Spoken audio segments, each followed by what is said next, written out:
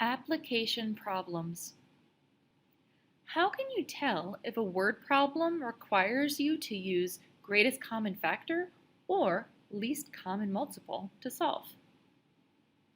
For greatest common factor problems, you might ask yourself these questions.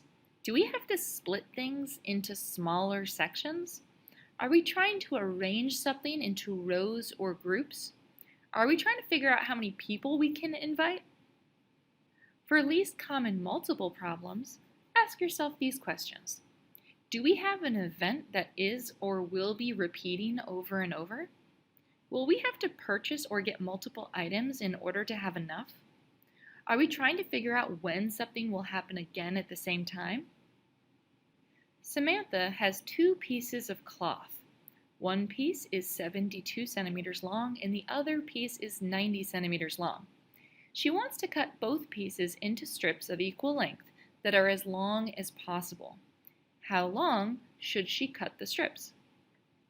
Since each piece of cloth is being cut into smaller strips, and the strips can be no larger than the shortest piece of cloth, this must be a greatest common factor problem. So now we need to find the greatest common factor. Alright, so we find the greatest common factor of 72 and 90. So here are the prime factors of 72. Here they are for 90. So 2 shows up in both places, so we're going to put it here. The lowest power is just 2 to the first power, so we put that here. 3 squared appears in both lists, so we just put 3 squared. Therefore, the greatest common factor is 18 centimeters. That's how long the strips will be. How many of each color can be made? Each piece of cloth will be divided into strips that are 18 centimeters long.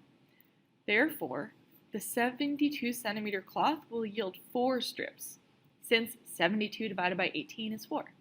The 90 centimeter cloth will yield 5 strips, since 90 divided by 18 is 5. In total, there will be 9 18 centimeter long strips. Ben exercises every 12 days and Isabel every 8 days. Ben and Isabel both exercised today. How many days will it be until they exercise together again?